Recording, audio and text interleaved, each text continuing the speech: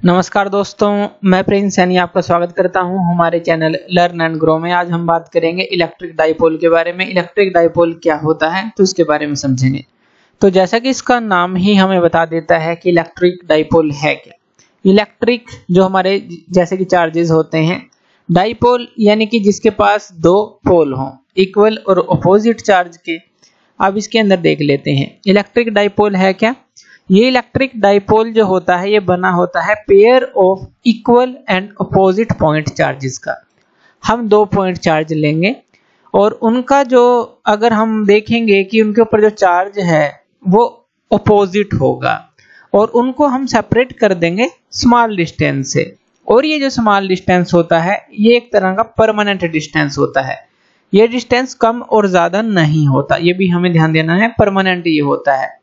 जैसे मान लीजिए एक हमने ये चार्ज ले लिया, एक ये चार्ज ले लिया।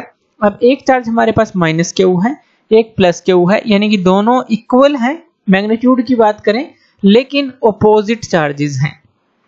इन दोनों के बीच का डिस्टेंस जो है वो हम ये इस लाइन से डिनोट कर देते हैं और बिल्कुल इसका सेंटर हम इस तरह से इस लाइन से डिनोट कर देते हैं। अब ये जो डिस्टेंस है हम इसको 2a लेते हैं। अगर हम एक चार्ज की बात करें, जैसे मान लीजिए माइनस क्यू है और ये सेंटर तक की बात करें, तो यानी कि यहां तक का जो डिस्टेंस हो जाता है वो a हो जाता है।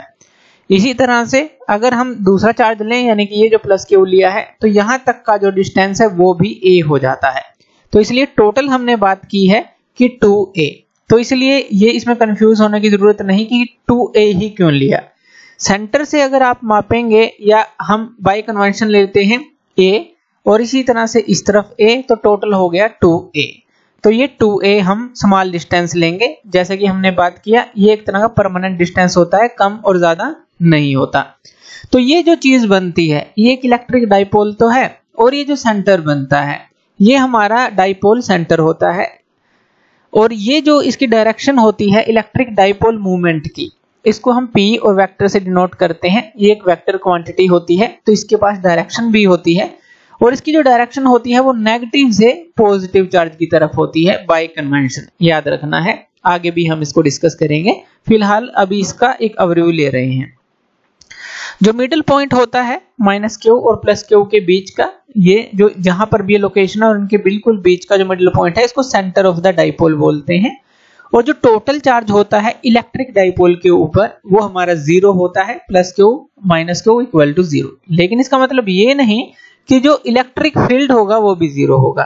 अब मान लीजिए आप यहाँ पर प्लस का कोई चार्ज ले लेते हैं, यहाँ पर माइनस का कोई चार्ज ले लेते हैं, तो हमें पता है जो फील्ड लाइंस है वो किस तरह से चलती हैं, प्लस से माइनस की तरफ चलती हैं। तो जो फील्ड लाइन है यानी कि जो फील्ड है वो तो रहेगा, लेकिन जो total charge on the electric dipole, on the key बात कर रहे हैं, तो टोटल चार्ज 0 होगा लेकिन फील्ड 0 नहीं होगा। तो फील्ड लाइंस जो है आप इस तरह से इसकी शो कर सकते हैं। तो यहां से इस तरफ आएंगी और यहां से बाहर की तरफ जाएंगे, तो ये इलेक्ट्रिक फील्ड लाइंस भी दिखा सकते हैं हम। इसी तरह से अगर इसके हम कुछ एग्जांपल्स लेते हैं, कोई भी एटम्स और मॉलिक्यूल्स हम ले लें, जैसे अमोनिया का, वाटर का, अल्कोहल का, इसके अलावा कार्बन डाइऑक्साइड का, HCl का, H2SO4 का, ये कुछ एग्जांपल्स हैं इलेक्ट्रिक डाइपोल के। जैसे कि हम HCl की बात कर लें, तो यहाँ पर H पॉजिटिव और Cl नेगेटिव, ये जो डॉट हैं ये न्यूक्लियस को दर्शा रहे हैं इसके। तो ये जो है हमारा यहाँ से यहाँ तक जो इनके बीच में सेंटर टू सेंटर डिस्टेंस होगा, तो वो जो है हमने बात की माइनस क्यू से प्लस क्यू तक का जो डिस्टेंस होगा, तो वही है 2a जो हमने बात की है। यानी कि यहाँ से यहाँ तक की बात की गई है और यहाँ से यहाँ तक की बात की गई है। जो यहाँ पर प्लस क्यू और माइनस क्यू जो हमने अभी इलेक्ट्रिक डाइपोल लिया था, तो यहाँ पर देखिए प्लस और माइनस है। तो इस तरह से ये एग्जाम्पल आप ले सकते हैं इलेक्ट्रिक डाइपोल का। या फिर H2O, वाटर को भी आप एग्जाम्पल ले सकते हैं, जिसके अंदर एक ऑक्सीजन का मॉलिक्यूल होता है और 2 हाइड्रोजन के मॉलिक्यूल होते हैं।